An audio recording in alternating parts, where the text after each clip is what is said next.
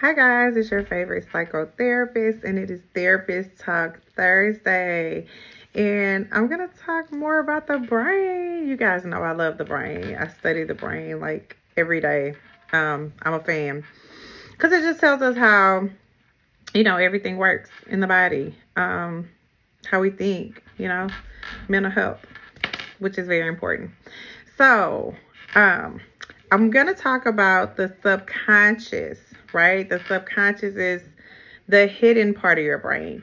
And there was a longitudinal study done in 2010, and some volunteers came in and they had them sit in front of a mirror in a dim lit room by themselves. And they had to stare at themselves for 10 minutes, not move. It was quiet, and they just had to stare. And what was found is that the volunteers reported that they saw after 10 minutes, right, of staring, that they saw shadows. They started seeing faces of relatives, and they even saw like monstrous faces, right? So when the mind is forced into stillness, into quietness, it shows parts of yourself that are really hidden and ignored, right? Things that you're not ready to face. And so when we go through things or breakups or just different things that hurt or things that were pretty traumatic, we tend to suppress those things and not deal with them. You suppress them, you push them back, you push them really far back.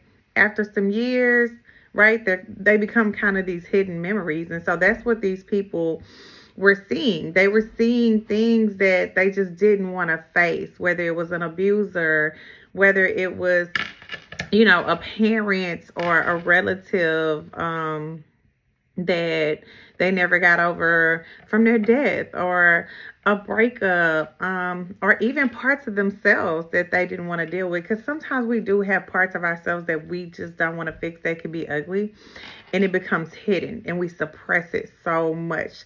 And so that's why today I just want to say it's so important to be still sometimes and just sit with yourself. Just sit there and deal with your shit, right? Deal with your own shit. And that's the only way you're going to become a better person. That's the only way you're going to become better, is if you uncover those hidden things that you suppress in your subconscious. This research study was amazing. I loved it. I think it was brilliant that these psychologists did that. Like I said, it just really, really shows how powerful the mind is, and that it's best to cleanse yourself. Because I've talked about it before in previous segments where